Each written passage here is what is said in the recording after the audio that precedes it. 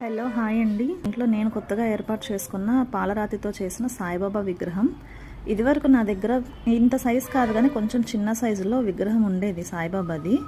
అయితే house shift అయ్యేటప్పుడు ఈ సాయిబాబా విగ్రహం ఇంకా కొన్ని ఫొటోస్ పగిలిపోయినాయండి అనుకోకుండా. అప్పటి నుంచి మనశ్శాంతిగా అనిపించలేదు. రీసెంట్గా 2-3 డేస్ బిఫోర్ మేము షిరిడీ వెళ్ళాము. అక్కడ నుంచి మళ్ళీ నేను ఒక విగ్రహం తీసుకొచ్చుకున్నాను. అయితే ఫస్ట్గా దాన్ని నేను ఒక ఆసనం లాగా వేసి అందులో సాయిబాబా విగ్రహం పెట్టుకుంటాను. ఆ తర్వాత వాటర్ తోటి ఫస్ట్ అభిషేకం లాగా చేసి పాలు, పంచదార, తేనెతోటి అభిషేకం చేసుకుంటానండి. ఆ తర్వాత మళ్ళీ ఒకసారి వాటర్ తోటి నేను నీళ్ళు వేసి తర్వాత సాయిబాబా విగ్రహాన్ని ఒకసారి కొంచెం క్లీన్ చేసుకొని తర్వాత గంధం నీళ్ళు వేసుకుంటాను. దానికి నేను గంధము బొట్టుతోటి అలంకరించుకోవాలి. అప్పుడే కొంచెం పూలు కూడా వేసుకొని అభిషేకం లాగా చేసుకోవాలి. మనం చాలా మనశ్శాంతిగా అనిపిస్తుంది ఇట్లా సాయిబాబాకి గురువారం పొద్దున్న పూట చేసుకుంటే. పిల్లలు ఉన్న వాళ్ళు పిల్లలు వెళ్ళిపోయినాకన్నా పూజ చేసుకోవాలి, లేదంటే వాళ్ళు లెగవక ముందన్నా చేసుకోవాలండి. మ్యాక్సిమం పిల్లలు లెగవక ముందు చేసుకోవటమే చాలా పీస్ఫుల్ టైంలో మనం చేసుకున్నట్టు మనకి ఇల్లు అంతా మనశ్శాంతిగా అనిపిస్తుంది.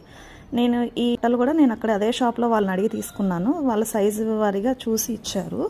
అయితే నాకు ఆ పైన తల మీద పెట్టిన కిరీటం టైప్ది అంతగా నాకు నప్పినట్టుగా అనిపించలేదు. సో అది తీసేసి నార్మల్ బొట్టు కుంకుమ పెట్టిన తర్వాత పువ్వు పెట్టుకున్న వచ్చిన అందం నాకు ఇంకెక్కడ మంచిగా అనిపించలేదండి. సో ఇట్లా నేను అలంకరించుకున్న తర్వాత నాకు తోచినట్లుగా నేను చేశాను. ఇదే పద్ధతి అందరూ ఫాలో అవ్వాలని కాదు, నేను ఎప్పుడు చేసుకునే విధానాన్ని నేను మీకు చెప్తున్నాను. ఇలా చేసుకుంటే నాకు చాలా మనశ్శాంతిగా అనిపిస్తుంది. ఇల్లంతా ఒక పాజిటివ్ వైబ్ తోటి ఉంటుందండి. ఇలా మనం బొట్లు పెట్టుకున్న తర్వాత జాజులు కానీ తెల్ల పూలు అంటే శాంతికి నిదర్శనం కదండి సాయిబాబా అన్నవారు. సో మనం తెల్ల పూలు అలా పెట్టుకొని ఇట్లా గులాబీ పూలతోటి మనం అలంకరించుకుంటే ఎంతో చాలా అందంగా కనిపిస్తారు సాయిబాబా. ఆ రోజంతా మనం ఇంకా విగ్రహాన్ని అటువైపు వచ్చి వెళ్ళేటప్పుడల్లా చూసుకుంటూనే ఉండాలనిపిస్తుంది. తర్వాత నేను దీపారాజన చేశానండి. కాకపోతే అక్కడ కొంచెం ప్లేస్ లేదని నేను కింద పెట్టుకున్నాను. పూలతో అలంకరించుకున్న దీపం వేసి అలాగే సాయిబాబాకి నేను పాలకోవా పెట్టానండి. పాలకోవా లేదంటే కలాకండ్ లేదంటే పాలైనా పెట్టుకోవచ్చు, అది మన ఇష్టము.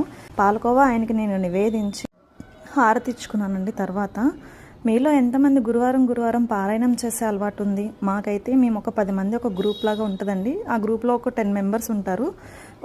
ప్రతి గురువారం మనం పారాయణం పుస్తకం మొత్తం కవర్ అయ్యేలాగా ఒక్కొక్కరికి కొన్ని 2 చాప్టర్స్ చొప్పున అలాట్ చేస్తారు. ఇవాళ నా చాప్టర్ వచ్చేసి 47-48 చాప్టర్స్లో పారాయణం చేస్తారనేది నాకు కొంచెం తెలియచేయండి. సాయిబాబాకి మనం ఇట్లా పారాయణం చేస్తే ఎన్నో కష్టాల నుంచి ఆయన మనల్ని దాటవేస్తున్నారు. అందుకు నిదర్శనం నేనేనండి. నాకు అనుకోని సిచ్యువేషన్స్ చాలా ఫేస్ అయినాయి. నాకు అన్నిట్లో నా బాబానే నాకు తోడున్నాడు.